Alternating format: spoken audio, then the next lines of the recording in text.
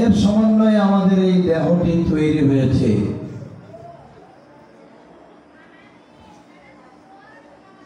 একটি গান আছে, গানে মৃত্যুর পরে আমাদের দেহটির কি অবস্থা হয় সেটি বর্ণনা আছে। চলিলাম রে ভাই সে আনন্দ কাননে, সংসারী লোকে যারে শ্মশান বলে ভয় পায় মনে। শিবনেত্রে দেখিস তোরা বলিস কত হরি বল, আমি তো ভাই চতুর্দিকে দেখি শ্যামা মায়ের কোল। মা আমার সদয়া হয়ে দুটি বাহু প্রসারিয়ে বলতেছে বাপ আয়রে কোলে, ভয় কি দুরন্ত সমনে। চলিলাম রে ভাই সে আনন্দ কাননে।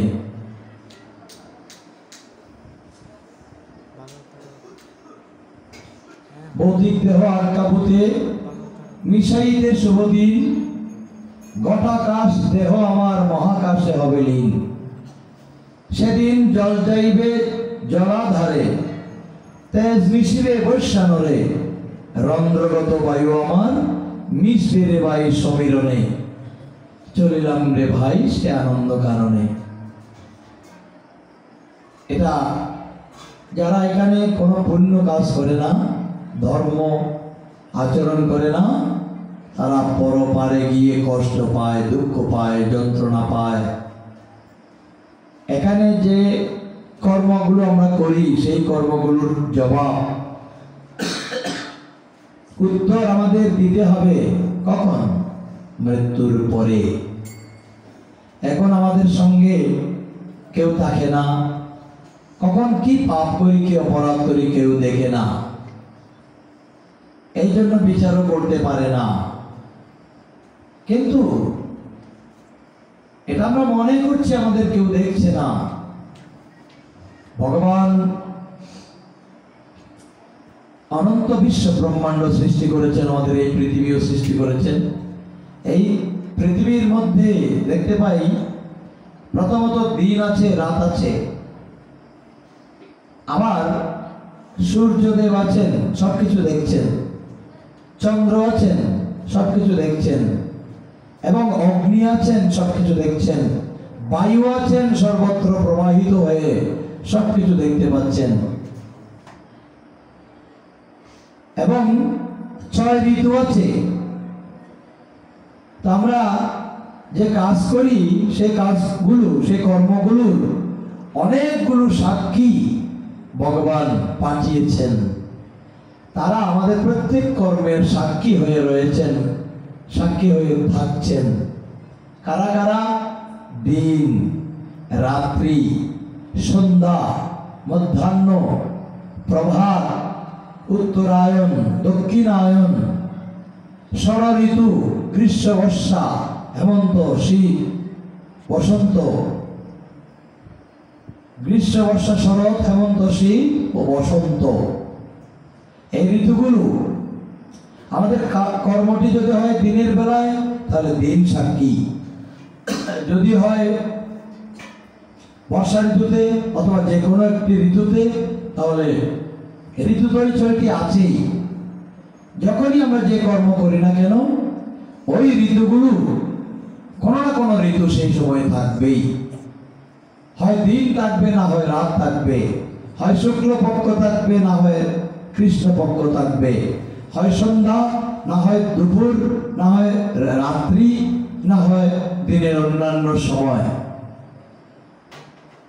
তো যেই সময়ে আমরা কাজ করি, কর্ম করি, সেই কর্ম যদি পাপজনক হয় অথবা পুণ্যজনক হয়, এই সমস্ত সাক্ষীগুলো শেষের দিনে যমপুরীতে গিয়ে সাক্ষী দেবে। আমরা দেখেছি ভগবানের বিচার এই জন্য নির্দোষ, সর্বাঙ্গ সুন্দর। আমাদের বিচার সর্বাঙ্গ সুন্দর হয় না, হতে পারে না। কারণ আমরা যখন ঘটনা ঘটে ঘটনাস্থলে আমরা থাকি না। যারা আমরা বিচার করি ঘটনাস্থলে অনেকেই থাকি না। অনেক সময় দেখা যায় নির্দোষী দোষী সাব্যস্ত হয়েছে এবং দোষী নির্দোষ প্রমাণ করে খালাস প্রাপ্ত হয়েছে। এটা আমাদের বিচারের ত্রুটি, কিন্তু ভগবানের বিচারে এরকম ত্রুটি নেই। সাক্ষী অনেক, দিন রাত্রি, অগ্নি, বায়ু এবং চন্দ্র সূর্য এবং বিভিন্ন ঋতু, সবকিছুই আমাদের প্রত্যেক কর্মের সাক্ষী আছে। এই সাক্ষীর উপর নির্ভর করেই কিন্তু রায় দেওয়া হয় না। এই সাক্ষী ছাড়াও ভগবান এমন প্রমাণ, এমন তথ্য, প্রত্যেকের তথ্য রেখে দিয়েছেন। এই তথ্যগুলো নেওয়ার জন্য একজনকে নিয়োগ করেছেন একেবারে আমাদের মনে। চিত্রগুপ্ত যাকে বলা হয়, চিত্রের মাঝে গুপ্তভাবে তাকে বলে, তাকে চিত্রগুপ্ত বলা হয়। অথবা আমাদের শুভ কর্মের চিত্রগুলো অঙ্কন করে তিনি রেখে দেন বলে, একটা ক্যামেরাম্যান যেমন ফটো তুলে ভিডিও করে রেখে দেন, সেই প্রকার এই চিত্রগুপ্ত গুপ্তভাবে আপনার জীবনের সমস্ত কর্মের চিত্রগুলো, ছবিগুলো তুলে রাখবে। যেদিন